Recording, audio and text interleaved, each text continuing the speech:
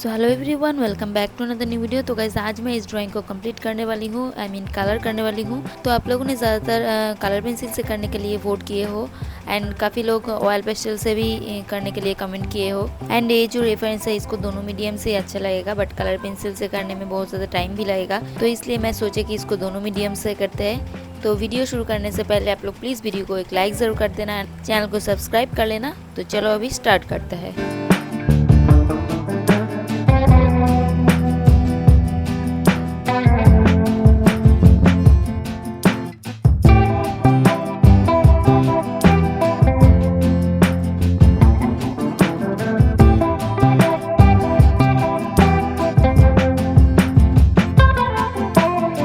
तो आउटलाइन को अच्छे से इरेज करने के बाद पूरे फेस पे मैं इस पीच कलर को अप्लाई करूंगी एंड यहाँ पे मीडियम प्रेशर के साथ ही आप लोगों को कलर को अप्लाई करना है। तो फर्स्ट लेयर मैं ऑयल पेस्टल से ही दे रही हूँ एंड नेक्स्ट मैं कलर पेंसिल से इसका शेडिंग्स वगैरह करने वाली हूँ। तो वीडियो को आप लोग अच्छे से देखना।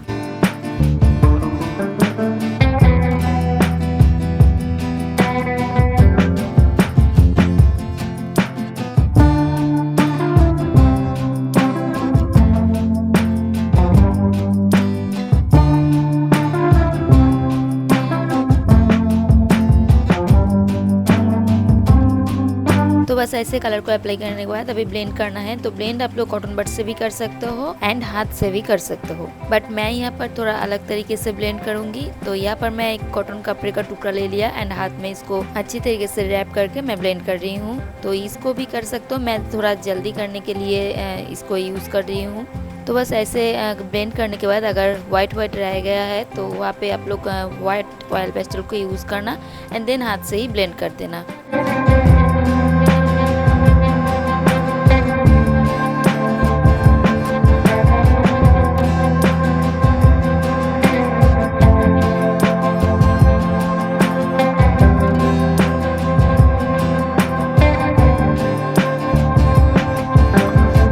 तो अभी अच्छी तरीके से ब्लेंड हो गया है। अभी ब्राउन कलर पेंसिल से मैं इसका शेडिंग्स वगैरह करने वाली हूँ। तो जहाँ पे आप लोग को रेफरेंस फोटो में डार्क दिख रही है वहाँ पे ज़्यादा प्रेशर देके अप्लाई करना है एंड जहाँ पे लाइट है वहाँ पे लाइट प्रेशर देके अप्लाई करना है। एंड पेंसिल को अप्लाई करने से पहले अच्छे से शार्प भी कर लेना। और लाइट एरियाज पे जब भी शेडिंग्स वगैरह करने वाले हो तो वहाँ पे आप लोग लाइटली लो प्रेशर के साथ आप लोग को अप्लाई करना है। तो पेंसिल को थोड़ा पीछे से होल्ड करना एंड तभी देखना कि लाइटली शेडिंग्स वगैरह हो रहा है। तो बस इसी प्रोसेस से मैं फुल ड्राइंग को कंप्लीट करने वाली हूँ। तो वीडियो को आप लोग अच्छे से देखो।